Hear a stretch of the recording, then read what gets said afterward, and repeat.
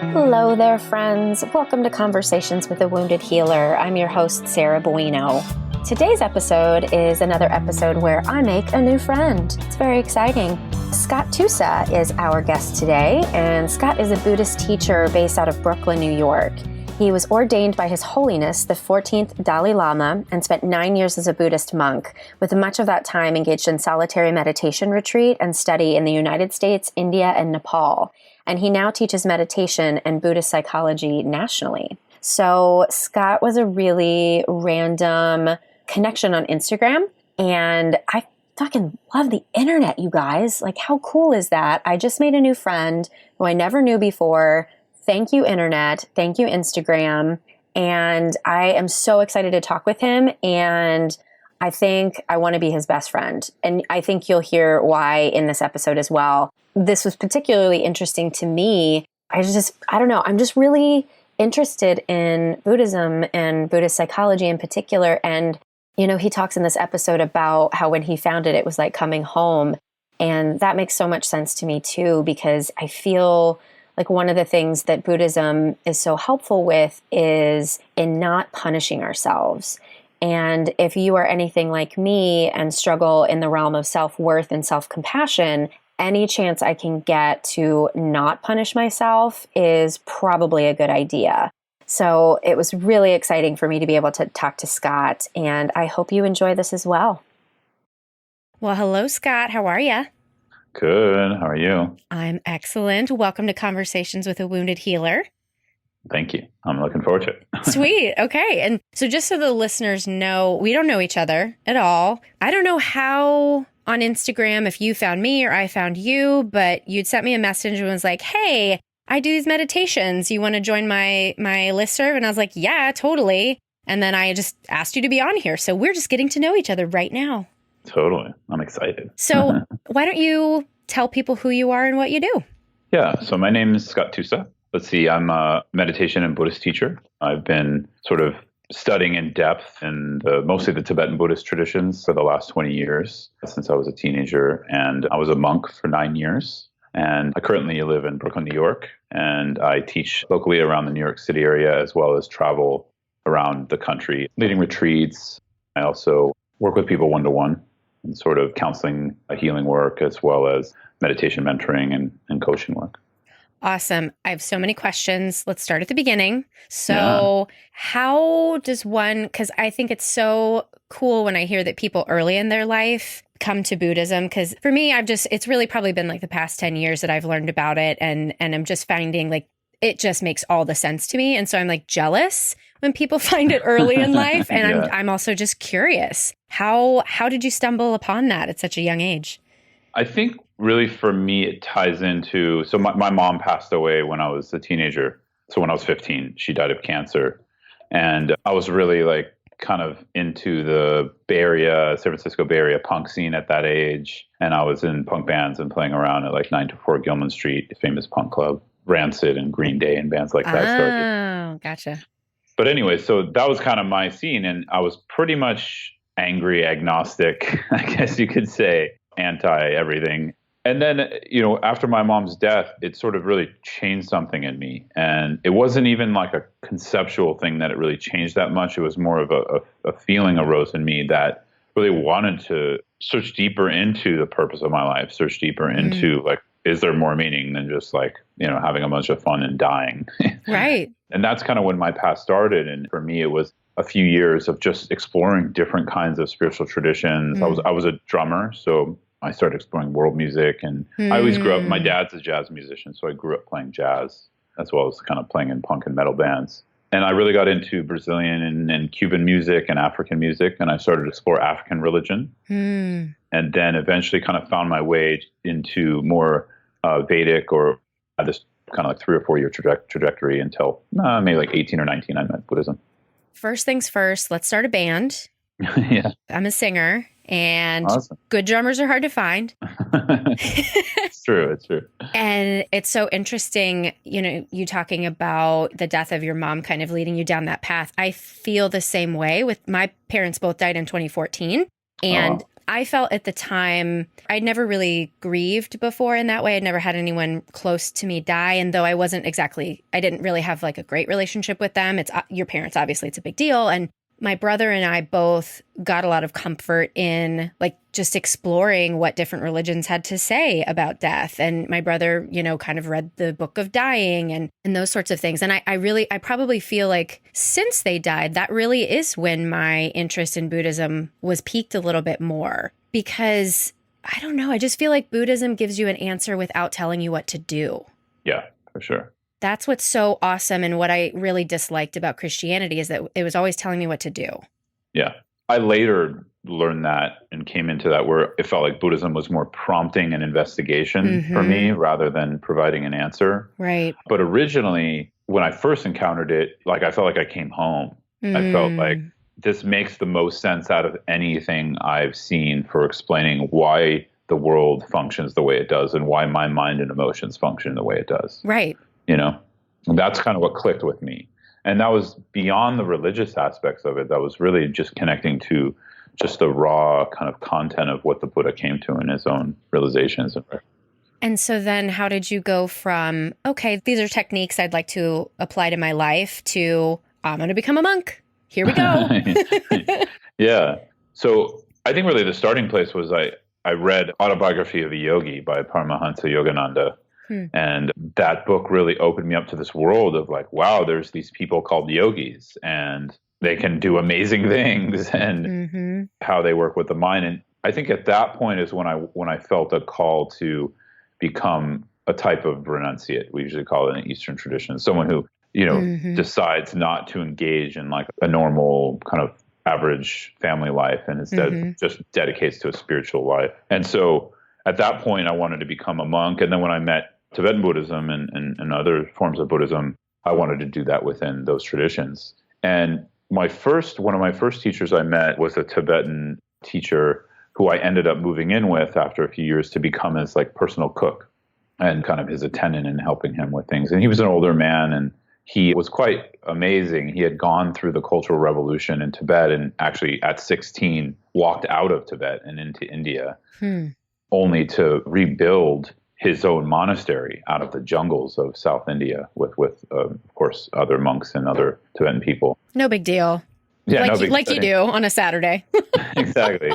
So he wasn't just like a learned scholar and an amazing experienced practitioner, but has incredible qualities of what that means to lose your country and be exiled from it. So I got to live with him, and I think that's when it really became more formed of what it would be like to be a monk and kind of getting more ideas on that as well as getting more inspiration for it. And I wanted to do it then. That was around age 20 or 21. And then talking to one of my other main teachers about it, I decided to wait. And so, that was in Boston. I ended up moving from Boston back to the Bay Area, becoming a recording engineer and producer and recording like indie rock bands in the Bay Area for 6 or 7 more years while I still pursued Buddhist studies and practice and would go on retreats throughout those years. And then eventually around 27, I was just like, I think I'm cool off this. I don't need to be like the next big name rock producer. Right.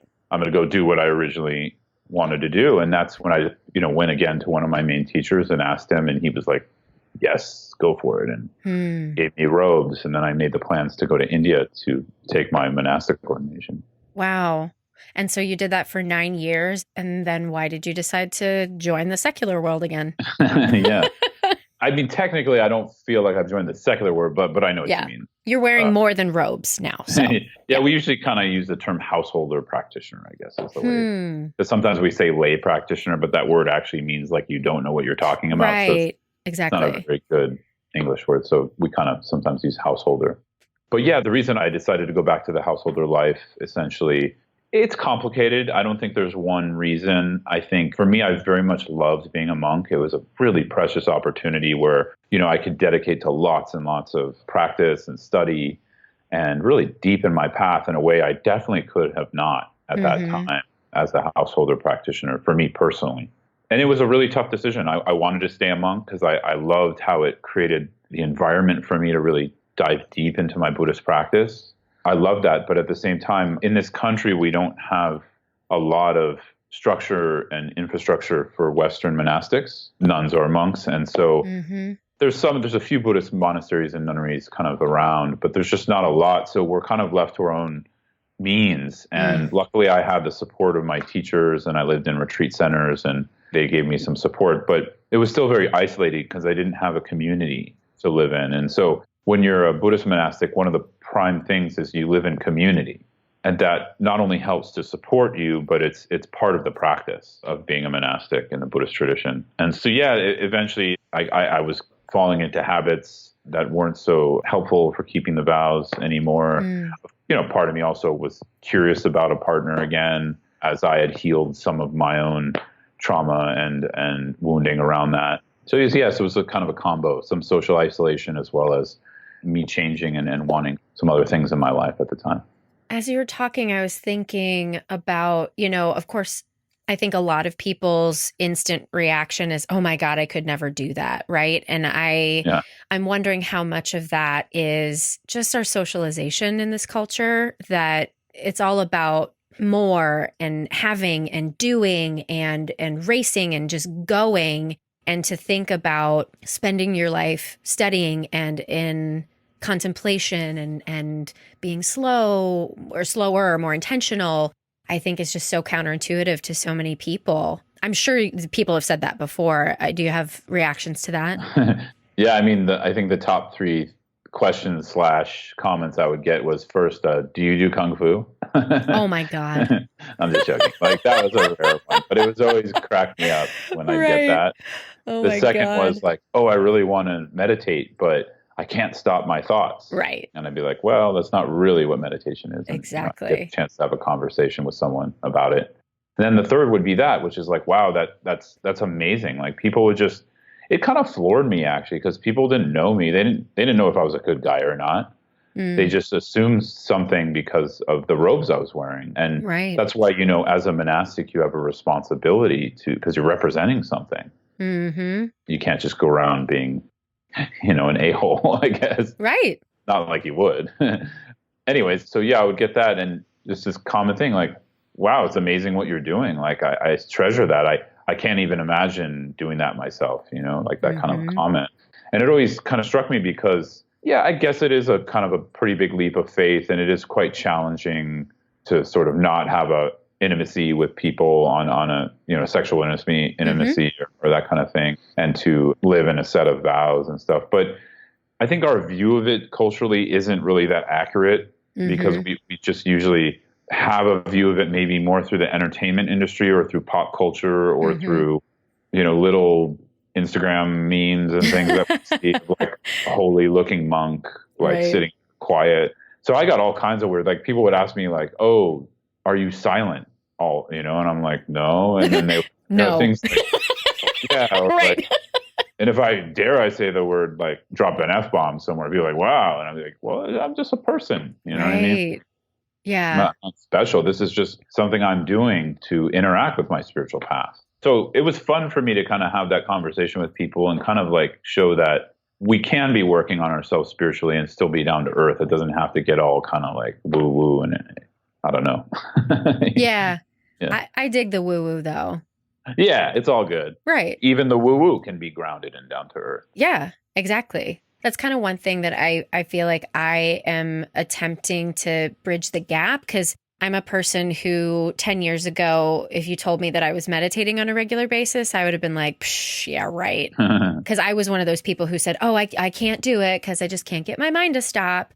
And now I do my 20 minutes twice a day and literally don't think I could survive without it, because it's helped me so much. And I feel like the way that I look and the way that I act, I have an opportunity to speak to people who might not necessarily like hear that message from somebody who would be wearing robes, because they would just instantly reject that, right?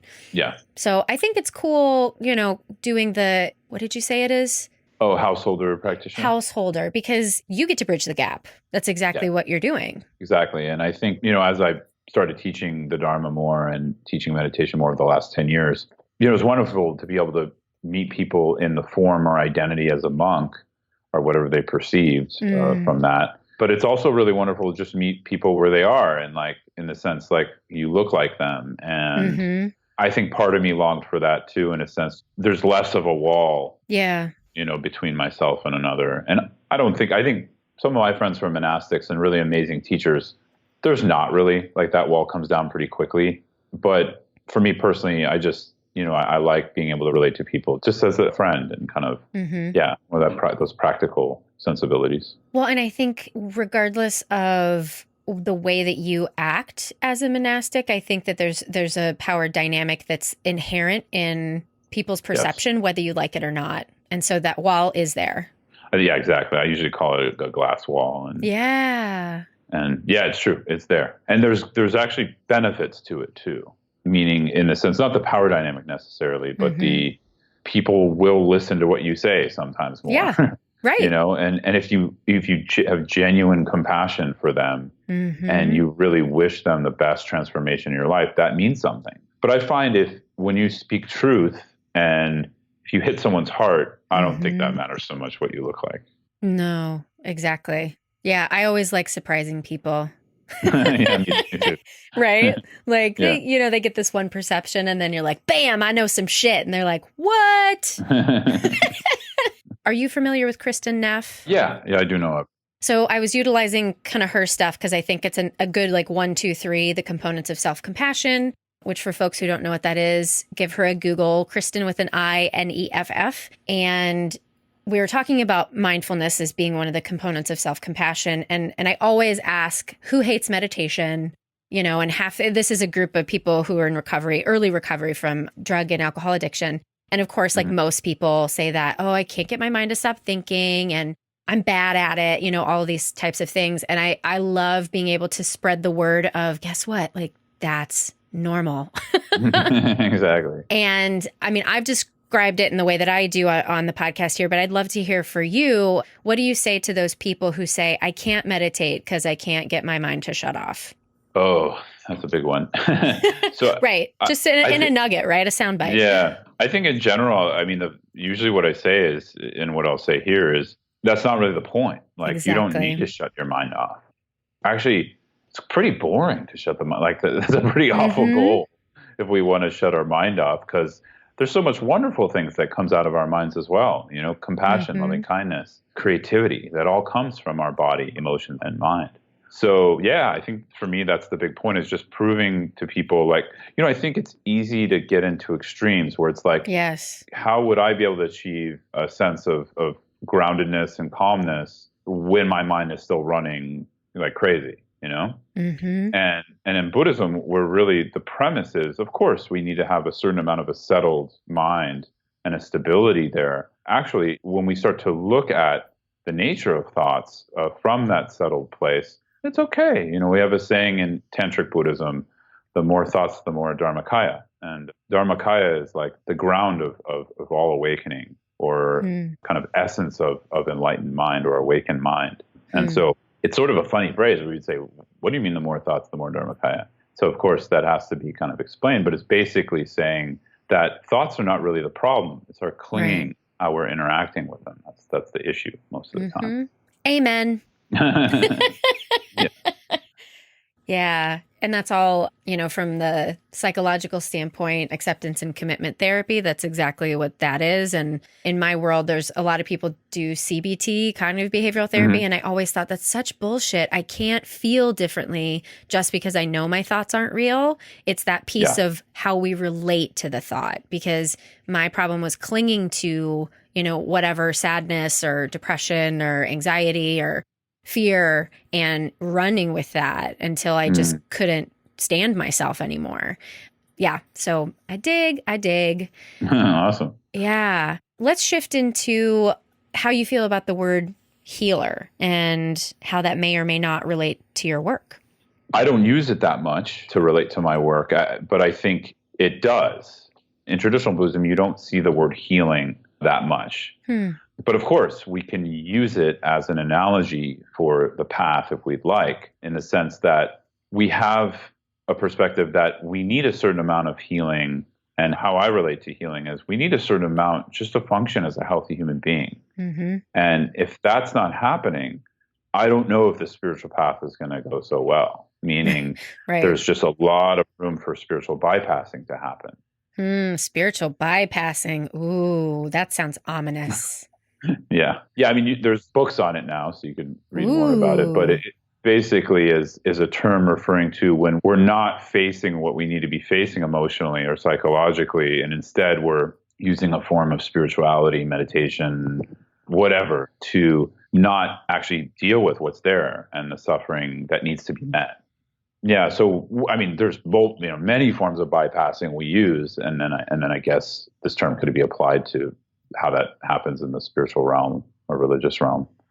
Yeah, I feel like denial is a form of spiritual bypass, and I feel like I'm seeing that so much, not just necessarily with clients, but just in the world at large. And two, because, everyone's so focused on we got to be woke, right? And to be woke, I think if we are fueled by perfectionism and or this desire to do it right, because there's a right and wrong, then we get pigeonholed into, I think, probably spiritual bypassing, because we can't tolerate the disappointment of what if I'm not woke, or what if I'm presenting that. And I guess I'm coming to the belief that unless we become more able to tolerate shame and to tolerate our own humanness, we're just going to stay in that denial. Yeah, for sure. And even just with terms, I call it the woke Olympics these days, where it's like, how woke can you really be? Oh my God.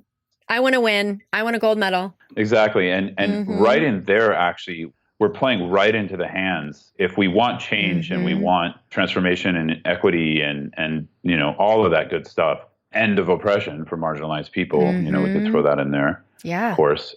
World peace. If we want all that, I don't know if we're going to get that by playing right into the hands of how neoliberal capitalism forces us into competition with each other. Yes. Oh, God. And so, yes. Right. I didn't, Bell Hooks, writes on this and wrote a bunch on this. And so, the intersections of patriarchy, systemic white supremacy, and capitalism. And so for me, it's like looking at that, then it's like, because I'm mainly in the meditation Buddhist world. And of course, all these things intersect with that. But I'm really interested in how that then affects our, just like you pointed out, like our competitive nature in meditation and, trying to get somewhere and trying to I need to self-improve and all these kinds of things, My husband and I have a joke that he's going to write a satire book called Winning at Meditation. Awesome. Because we're both recovering perfectionists, I'll say. And sometimes we'll meditate together and I've got my little timer and I'm like, oh, are you ready? And he's like, yes, I'm ready. And then we'll start the timer, close our eyes, and he'll say, I win. He'll just whisper it. Yeah, that's awesome. Yeah. So I think that'd be a bestseller. Winning at Meditation. Asterisk. Totally. Not at all. Totally. It's what I'm often helping people with the most. It's just sort of myself included. I've had to work through a lot of that and continue to, of my own perfectionism and sort of how that plays on our lack of self-worth and value. Yeah. Will you talk more about your personal journey with perfectionism? Because it's something I talk a lot about, and I'd love to hear your perspective and not just my own thoughts echoing over and over. I think in general, I'm definitely a recovering perfectionist as well, or a perfectionist in recovery. Just because for me, it shows up just in the low self-worth I carried with me for most of my life. Just this sense of hollowness that something's not right and I need something to come in to make things right. And that could be a partner, a band I'm going to be in, Buddhism, whatever, right? That's a new city to live in. And somehow that's going to make me whole. And, the Buddhist path eventually led me down into, and my personal teachers and their advice, that, that's not going to happen if I keep looking at things and looking outside of myself. Yeah. Make wholeness, which is something from a Buddhist perspective, we're already whole. It's not like, and this is, kind of aiming back into our conversation on healing. From the Buddhist perspective, it's like we could call in one way the Buddhist path itself, we could call a path of ultimate healing, of coming into our nature, which is already awake in a sense, have that potential or seed for that. Right. So the Buddhist path for me personally has this aspect, has been deeply healing in a sense of just recognizing that I'm not a flawed person fundamentally. I have lots of conditions and habits that are not necessarily wholesome and constructive, but those can be changed, and those are on the surface. That's not fundamentally what my nature is. And that really helped me over time. And of course, that concept combined with my practice over the years has really helped to come into an aspect of just healthfulness and just accepting what is right now and trying to understand how the way I cling to the different identities that come up for me, how those cause me suffering. So a lot of it has been around that. So traditionally we don't use healing, but it could be applied. Is there a reason why that word isn't used, or is it a translation thing? Do you have any idea? I don't know 100%. It could be a translation thing. I think because ultimately Buddhist path is working with going beyond just being a healthy human being. Yeah, okay. But it is important to, like I said already, it's important to be a healthy human being. Mm-hmm. And I think, there's also Buddhist takes on science and metaphysics and medicine and all that kind of stuff. So obviously there are paths of healing within the tradition, but ultimately that's why I think because it's aimed beyond what comes about as a human being. And we would say that from a traditional perspective that being a human being is actually a result of a virtuous cause, but at the same time, it's still bound from a Buddhist perspective because it's bound within what we call the five aggregates. So, sometimes people interpret that, again, if we're kind of more on the atheist side, that then, now we're talking about something outside, and it is and it isn't, because we're still talking about mind in a sense, but at the end, it's sort of mind in Buddhism incarnates either based off of no control at all, and it's just a matter of cause and effect, or one eventually, once one transcends some of the clinging that binds us, and one can eventually have control over where you want to move your consciousness, essentially. That's getting into some more esoteric. But either way, like I said, we could still use it just to describe other aspects of the path. Oh, there's so many things I want to ask you as a result of that.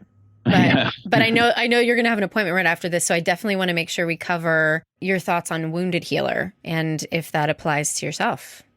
Yeah, I thought about this, and I think it does, just in the very way we've been kind of our conversations drifted already. Like I said, I've spent my whole life dealing with how our modern society shapes us and the conditioning of a sense of hollowness and a sense of not feeling right with myself, not feeling okay, and there being so much abundance around me growing up and so much privilege, but yet I wasn't happy. And just something was missing. And for me, I carry this wound all the way I still carry it to a certain degree, of course. And I carried it through being a monk. And, and then I started to really look at that, noticing that, okay, maybe I need to look at directly what's going on now. And I need some tools that maybe aren't traditionally taught within Buddhism to work with this. And so for me, my teaching and how I work with healing others through spiritual counseling, retreats, group teaching, all of that is based off of the woundedness I've experienced. I don't think it could be anything else, because for me, as Buddhism enters our culture more and more, it has to meet us with our own specific illnesses we're dealing with, physically and emotionally. And so for so many of us, we suffer from this. And I think, I don't want to get a whole thing of the reasons why. I have theories, but it's there. I don't know if I'd call myself a healer in the sense, for me, maybe people can receive healing in combination with us working together or something I said, but I don't feel like I'm healing anyone. I just feel like I want to just show up with people and connect and figure out how we make the best use of this life. And the connection is what's healing. Exactly. And I think the woundedness I've experienced and continue to experience, I think, inform that. And well, you're right in line with pretty much every other person that I've interviewed, that there's a reluctance to take on the term healer because there's some sort of icky narcissistic thing that people feel if I call myself a healer, then people are going to think that I think I'm doing this rather than we are creating this. Yeah. So I think it's all in the definition, the way that you decide to put it on or not. No, totally. And I've never had to think about it before this interview. Well, you're welcome. No, thank you. No, it's good. I was thinking about it yesterday and talking to my partner about it. And Yeah, it brought up an interesting conversation, about this very thing about, like you just mentioned in it, what we would call in Buddhism, like the dependent origination, meaning everything leans or everything depends. It's not just coming from one side, depends very much on the two or more parties involved, right? Mm-hmm. And I think that's what I feel I would like to see fostered more in spiritual community and whatever just community in general, is like how we're showing up for each other in those kinds of ways, in compassionate and loving ways, but recognizing, like, even power dynamics and power structures can change that way, because there can be a leader, yet it doesn't mean that leader holds all the power. The power is in the community. Mm-hmm. It's funny, I'm giving a talk in a couple weeks on shame in the workplace, and I was just looking online for like things about vulnerability in the workplace, and I saw a picture that said, this is the picture of a boss and this is the picture of a leader, and the boss was kind of like shaking their fists, like telling people to pull this rock or whatever, and then the leader was at the front of the pack pulling it along with them. There's some good stuff on this in systems theory work, like Otto Scharmer. He's an author who does a lot of stuff on this, on leadership. And anyways, I was reading some of that, but yeah, these days there's just too much to read. Not enough time. I know. I'll never, and I am such a slow reader that I'll never get through all of them. Thank God for audiobooks. I know, I feel the same way. Yes. So we still have a little bit of time, and there's a thing that I just kind of personally want to dig into. And so I'm curious your thoughts on this. So personally, I was raised in a Christian household. At the end of the day, I felt like there was too much right and wrong, and that created a lot of shame for me. And coming into Buddhism has been like a breath of fresh air, like having this, like everything is relative and it's all your relationship to it. But for whatever reason, I still need to believe in God. I still need to have this something outside of me that cares for me and loves me. And, maybe it's the absence of the unconditionally loving parent that I didn't get or what, but I'm having a hard time reconciling, because I want to go into Buddhism like whole hog, but I believe in God, and I feel like people would be like, not so fast, Missy. You got to reject that to get in here. It's like a club I can't join. That's funny. Well, first off, I would say I don't think you immediately have to reject that belief to practice Buddhism or to engage with it. Not at all. And then, of course, it's your own exploration over time of how that might shift for you and or not, and how that opens for you. I do want to say, though, devotion and relating to a higher power is a huge principle within Buddhism. But what's sort of happened is there's been certain ways Buddhism has been colonized and seen through the lens of scientific materialism and sort of, we might even say, systemic white supremacy. And these are just theories. So forgive me, anyone, if you really don't agree with me. It's just That's an right. open question. We can disagree here and still be friends. Exactly. So I'm just so interested. So again, I don't know exactly what those lenses are, but obviously there's lenses that we see a different tradition through. And Buddhism was held in Asian cultures, Indian, Chinese, Tibetan, etc., Vietnamese, Sri Lankan, and with also a very different way of perceiving the world, and also an integrated view of ritual, the way one relates to a higher power and those sorts of things. And I think to make Buddhism palatable to the masses, some people felt it was necessary to take out some of the elements of it, like interacting and supplicating a higher power. For instance, Tibetan Buddhism, not a lot has been stripped out of it. It's one of the forms of Buddhism you can access in the West where they've held on to that, because, for instance, we have prayers where, we're supplicating enlightened beings and stuff like that. So it's just the higher power changes from a creator principle to beings who have freed themselves. It's just that the principle here changes, where it's not like they have all the power and we have to ask them for it. It's merely like connecting into them and asking for help because they've done the work. They've freed themselves. And we have that potential too. So it's like we're looking up to them like teachers and elders. And, they have elements in Buddhist religion of a higher power, like omniscience, omnipotence, and great compassion. So it's all there. When you get really deeply into Buddhist philosophy, especially middle way philosophy, or what we call Madhyamaka, and coming from Indian Mahayana Buddhist traditions into Tibet, really the debate is like on if we are created by something. That's the debate. Yeah. Yeah, that's really what the crux of it. But it has nothing to do with faith or faith is involved in Buddhism. People want to study with me like more serious Buddhism. Of course, I'm willing to meet people where they are, but I really want to see how we can translate things like this and the whole system into our culture, as opposed to like having to take out things in order to make it appetizing to us or palatable. Some of my teachers have said the phrase like, we should meet the Dharma, not like drag the Dharma down to meet us. Because the problem is then it won't have the same transformative capacities that it can't. Now, I'm not saying it won't have any. Right.